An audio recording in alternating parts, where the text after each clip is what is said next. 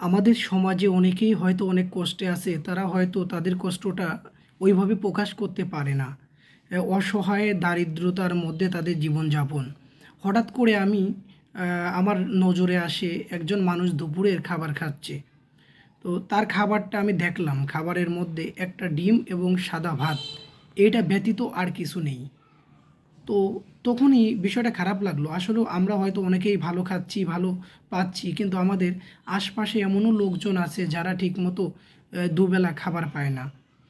আপনি একটু চিন্তা করেন, একটু ভাবেন, একজন মানুষ শুধু ভাত এবং লবণ দিয়ে এবং একটা ডিম দিয়ে কিভাবে খাবে?